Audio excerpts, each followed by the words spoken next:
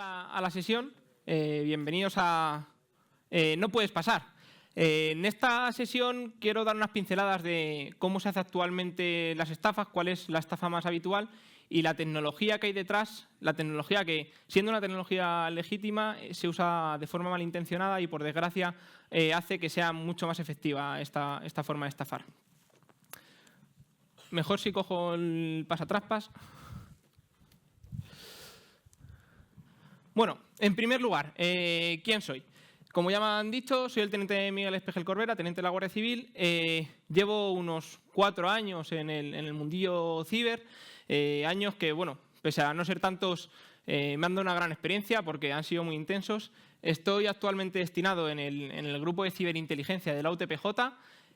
Me responsabilizo del área de análisis de estafas informáticas, cuyas funciones básicamente es, pues por un lado, analizar toda la información que tenemos interna sobre las estafas informáticas a nivel nacional y, por otro lado, coordinar estos casos nacionales y llevar a cabo la cooperación internacional en esta materia. Gracias a esto, pues he podido ser representante de Guardia Civil en foros internacionales como Europol, Interpol y otros que no son tan conocidos, y esto me ha permitido tener una visión un poco más global de las tendencias que hay, qué están haciendo otros países para combatirlas, etc. Quería agradecer, en primer lugar, a la organización el habernos dado esta oportunidad en un evento de esta magnitud. Al final es importante dar voz a los problemas que hay y cómo se está combatiendo contra ellos. Y también agradecer a 2 organismos sin los que no habría sido posible sacar adelante este proyecto que hay actualmente. Por un lado, la Secretaría de Estado de Telecomunicaciones e Infraestructuras Digitales, que ha ayudado en toda la parte de la elaboración de este proyecto de orden ministerial que veremos más adelante. Y por otro lado, el Cuerpo Nacional de Policía, que ha impulsado en gran medida pues, que siga adelante todo este proyecto. Concretamente hay personas detrás de todo esto que se han involucrado a un nivel increíble y, bueno, pues dirigir mi agradecimiento hacia estas personas concretas. ¿Y qué veremos? He estructurado así la charla, siempre me gusta pues dar un pequeño adelanto de lo que vamos a ver. Comenzaremos con la situación actual porque es importante tener un contexto para entender todo. Seguiremos con el modus operandi, lo que hacen ya metidos más en materia, lo que hacen concretamente para estafar los cibercriminales. Pasaremos a lo que ocurre realmente, porque no solo hay que conocer el punto de vista de la víctima o lo que ven las fuerzas y cuerpos de seguridad, sino que también debemos saber lo que ocurre por detrás, la tecnología que se está utilizando, por dónde atacan y dónde tenemos que focalizar los esfuerzos.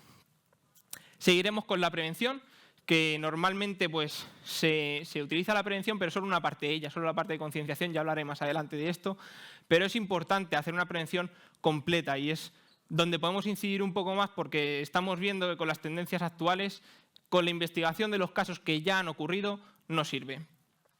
Seguiremos con las medidas que se van a adoptar, están muy próximas a entrar en vigor, y finalizaremos con unas conclusiones, donde bueno, veremos un poco las partes importantes que ha tenido la charla y podrán hacer las preguntas que tengan.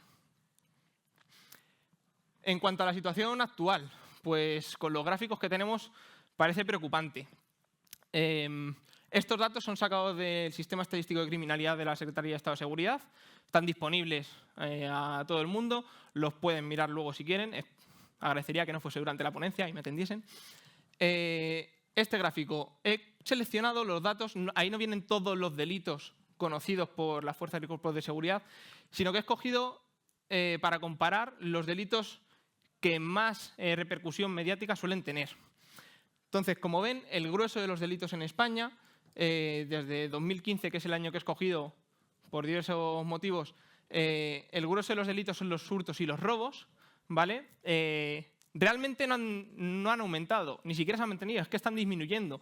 Parece preocupante por la cifra que es, pero está más o menos bajo control y se ven sustituidos por otro tipo de delitos. ¿Qué es lo que ha aumentado muchísimo? Las estafas. Las estafas se han triplicado desde el comienzo de esta gráfica, desde 2015. Entonces, bueno, creo que se está empezando a tener conciencia del problema que suponen, pero sí que es cierto que otros delitos que vemos muchísimo más en los medios de comunicación, como son los malos tratos en el ámbito familiar, el tráfico de drogas o los homicidios, que no les quito importancia, ¿vale? Roban mucho protagonismo, quizá, a veces a las estafas, que aunque se puede pensar uno que no tienen el mismo perjuicio, pueden influir mucho en la vida de los ciudadanos.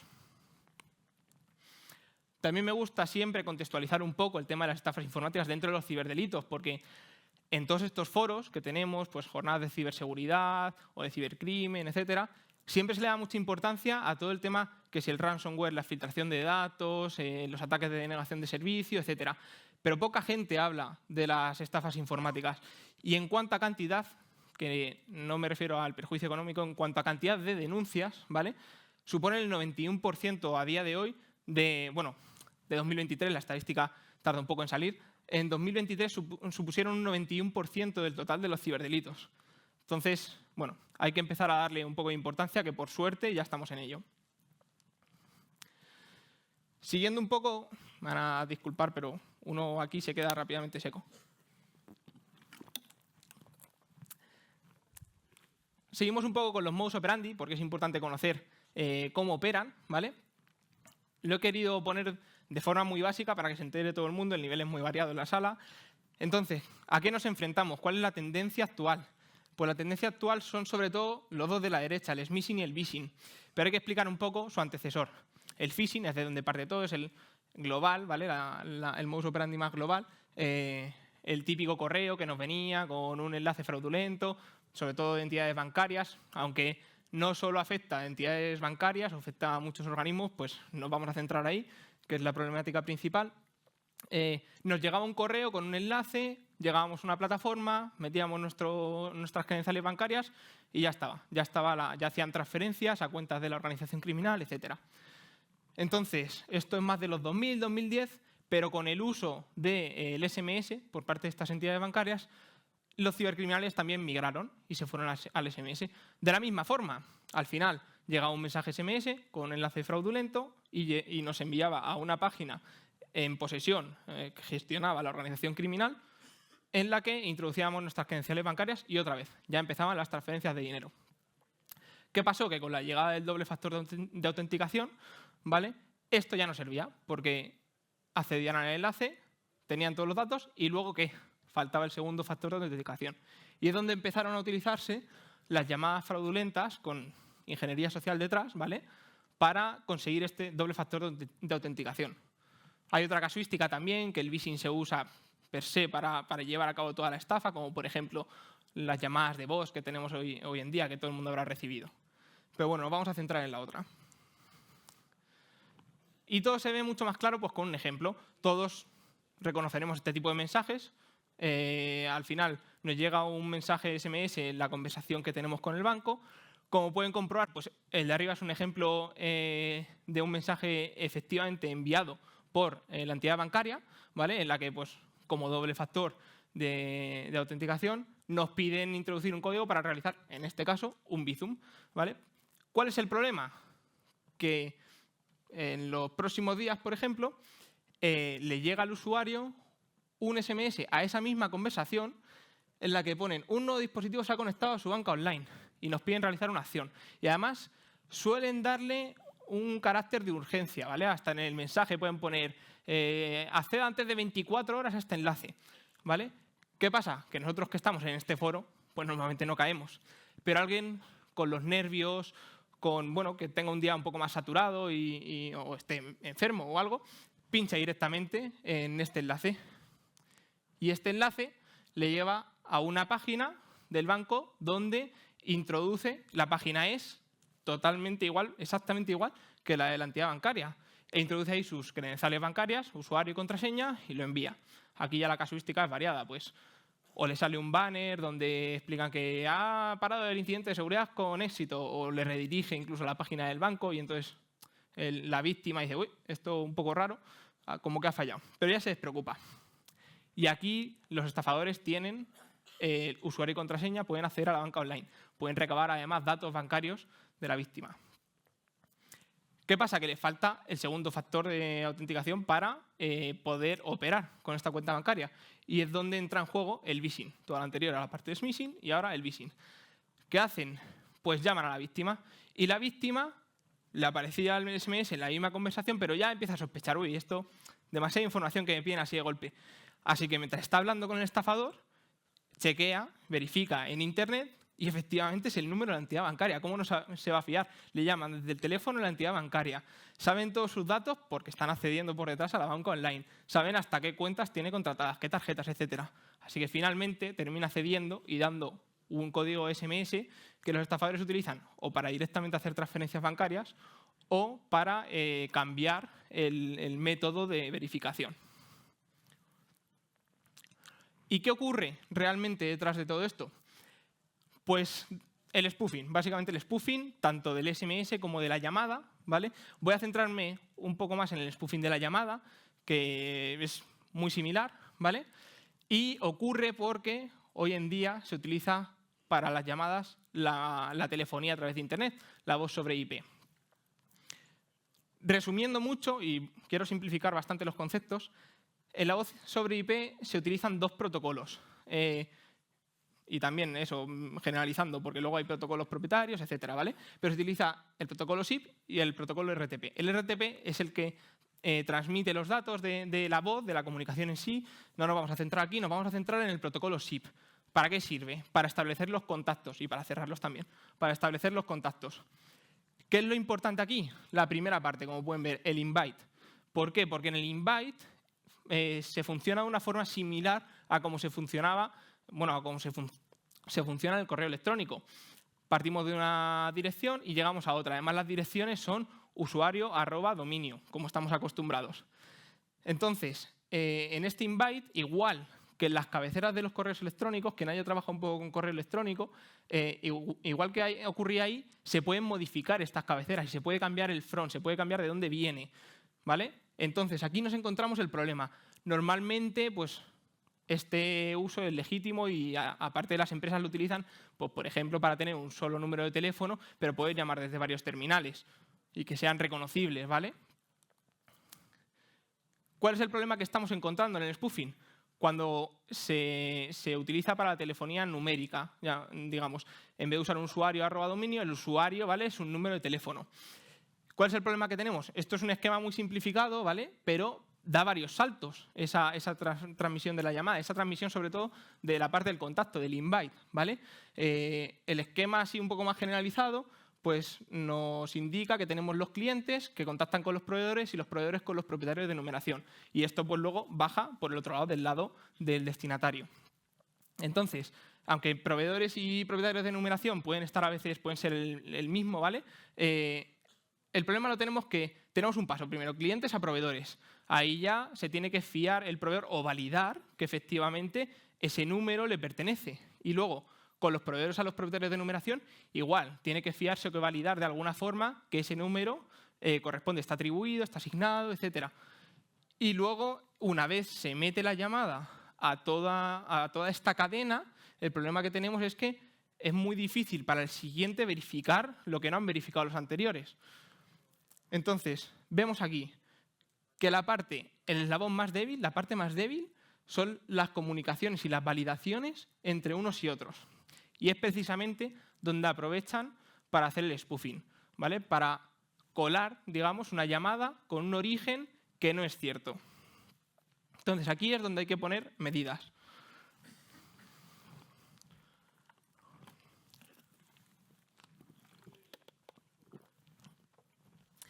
¿Y de qué medidas hablamos? Pues de la prevención, ¿vale? Medidas de prevención. La prevención muchas veces nos centramos en la parte de concienciación, que es muy importante, en informar a las potenciales víctimas cómo se pueden proteger de todo esto. Y de hecho, en charlas anteriores, en la mesa redonda, por ejemplo, se ha hecho hincapié en que es fundamental y en que hay que aumentar la concienciación de la ciudadanía. Pero no es solo esto la prevención. Por suerte, con todos los foros internacionales en los que participamos, pues tenemos una visión global y en uno de los foros se trata, por ejemplo, la prevención, uno de los que asisto yo. Y nos dieron unas charlas, la Red de Prevención del Crimen de la Unión Europea, EUCPN, ¿vale? Nos dieron unas charlas sobre la amplitud que tiene la prevención para que también tomásemos conciencia y pudiésemos implementar medidas en otras partes que no fuese la de concienciación. Entonces, Ahí dividieron básicamente la prevención en 3 focos. El foco de las víctimas, los autores y las infraestructuras. Estamos acostumbrados solo a la concienciación, que está enfocada a las víctimas y está enfocada a disuadir, a hacer que esa víctima de entrada no caiga en estas estafas. Luego tendríamos, por ejemplo, las notificaciones, que es, una vez ha empezado a entablar la conversación, interrumpir esta estafa y hacer que no se consuma. Luego tenemos el foco de los autores. Tenemos por un lado la educación, pues dar charlas diciendo esto está mal, por ejemplo, en institutos. Dar charlas diciendo esto está mal, incurrís en un delito, luego tiene estas consecuencias, etc. También tenemos la precaución, como el típico banner de está usted accediendo a una base de datos privada que no debe acceder porque incurrirá en, ¿vale? Otra parte que esta también es en la interrupción. Y en la parte de las infraestructuras, normalmente nos centramos solo en una de las 2 prevenciones que se puede hacer, que es el blanqueo de capitales, el impedir que este dinero generado a raíz de una actividad criminal, ¿vale?, lo puedan emplear luego de forma que se disuade y dicen, oh, voy a tener problemas para utilizar el dinero generado, no voy a hacer esta estafa. Pero muchas veces nos quedamos un poco cojos en la parte de la interrupción, de cómo impedir que directamente, porque no tienen los medios, porque se dificulta ahí, realicen estas acciones, bueno, en este caso estas estafas, ¿vale? Y es aquí donde precisamente hay que enfocarse. Entonces, vemos con el ámbito internacional principalmente cómo en otros países efectivamente sí que han conseguido atacar esta parte. Y aquí es donde llegamos al kit de la cuestión. Va a ser muy importante esto, copiar. Lo hacen los hackers, ¿por qué no lo vamos a hacer nosotros? Al final, si alguien ha inventado la rueda, como ya decía en la presentación, pues vamos a copiarla, no la vamos a reinventar, ¿vale? Y va a ser muy importante esto. ¿De dónde viene todo? Pues pese a que ya varios países, porque ya les digo que no vamos a ser los primeros, pero es que tampoco los segundos, varios países venían implementando medidas. Pues concretamente Finlandia, ¿vale?, en julio de 2022, aunque el documento es de mayo de 2022, Finlandia implementó una serie de medidas que les ayudaron a reducir un 90% los casos de estafas que utilizaban el smishing y el phishing. Entonces, a raíz de esto, tras comprobar un poco pues, el funcionamiento, que efectivamente habían hecho todo bien, remediando algunas partes que no iban tan bien, expusieron en foros internacionales lo que habían hecho y tuvimos la oportunidad en mayo de 2023 de hablar con ellos, preguntarles el porqué de todas las medidas y ver paso a paso cómo lo habían implementado. Y de ahí salió pues, el proyecto de orden ministerial del que les vengo a hablar. Al final es un proyecto que tardó un poco más en salir, salió en julio de 2024 a la luz, digamos, aunque veníamos trabajando desde el principio de año, ¿vale? Y es un proyecto de orden ministerial que va a implementar un paquete de medidas que esperamos que tengan los mismos resultados que los que han tenido en Finlandia, ¿vale? Y que ayudan a disminuir este tipo de estafas. El proyecto de orden ministerial o orden ministerial que saldrá, porque el 15 de septiembre terminó la audiencia pública, uno de los trámites necesarios para implementarlo, va a constar de 4 capítulos, ¿vale? El primer capítulo, las disposiciones generales, el objeto, el ámbito de aplicación y las definiciones, necesario para todo tipo de normativa, pero realmente no nos aporta mucha información, es complementario al resto de la norma.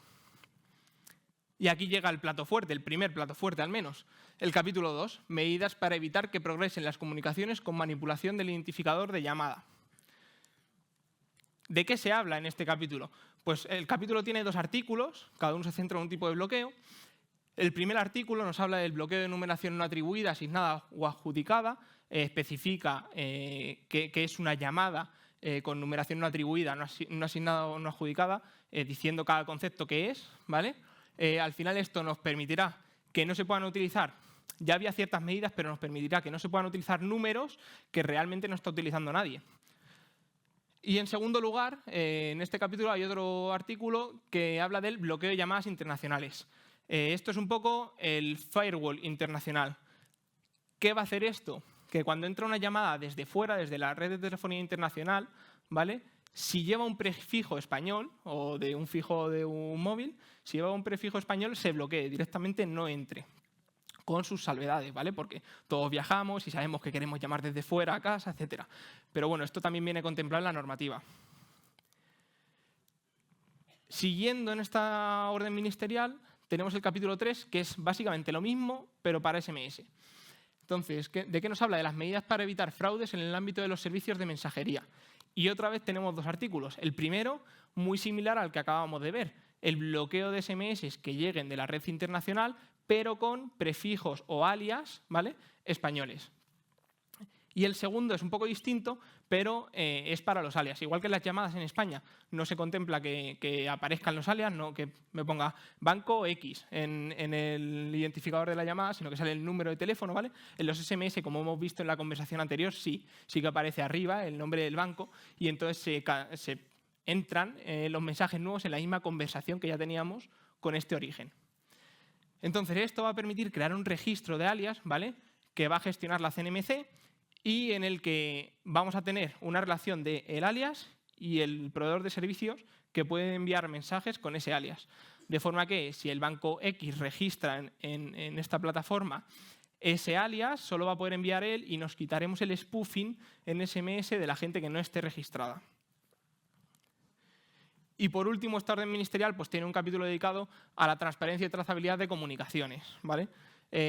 No es el objeto tampoco de esta charla, pero ayudará pues, a identificar más los números de atención al cliente y las llamadas comerciales.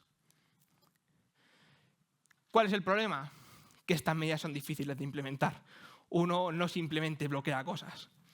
Entonces, también se contemplan unos plazos, ¿vale? Plazos que será de 3 meses para el bloqueo de las llamadas internacionales con números fijos españoles, de 6 meses para el restante de las llamadas, es decir, los que sean con números móviles españoles, y también de 6 meses el bloqueo de los SMS, ¿vale? Y por último, lo que cuesta un poco más todo este registro, se implementará el bloqueo de mensajes SMS que incumplen con ese registro que hemos visto.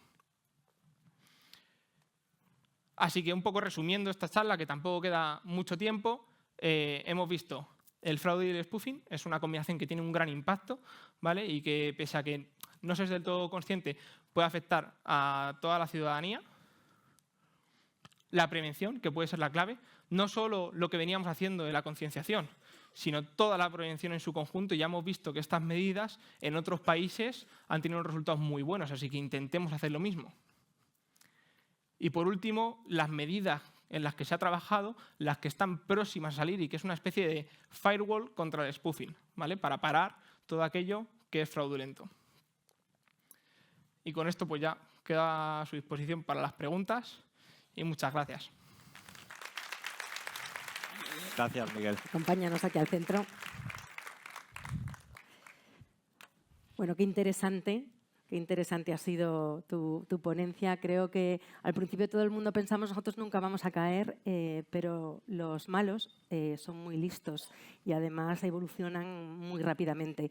Y además una cosa que has dicho, y es verdad que también durante todas estas jornadas, qué importante es proteger a los más débiles. Hay una población muy débil, toda la gente mayor, por ejemplo, están cayendo como chinches y vosotros lo veis. Hablabas de un 91% de los ciberdelitos, pero es verdad que vosotros sabéis y nosotros, y creo que todo el mundo, que hay una gran, pero inmensa mayoría de estos delitos que ni siquiera se ponen en manos de la justicia, con lo cual simplemente vemos una pequeña parte de lo que en realidad tenemos. Entonces, bueno, pues gracias por el esfuerzo que hacéis desde los Fuerzas y Cuerpos de Seguridad del Estado, bueno, y la importancia de esa cooperación internacional de la que estabas hablando. Y sí, qué bueno es copiar a veces. Bueno, démosle un fuerte aplauso. Gracias, Miguel.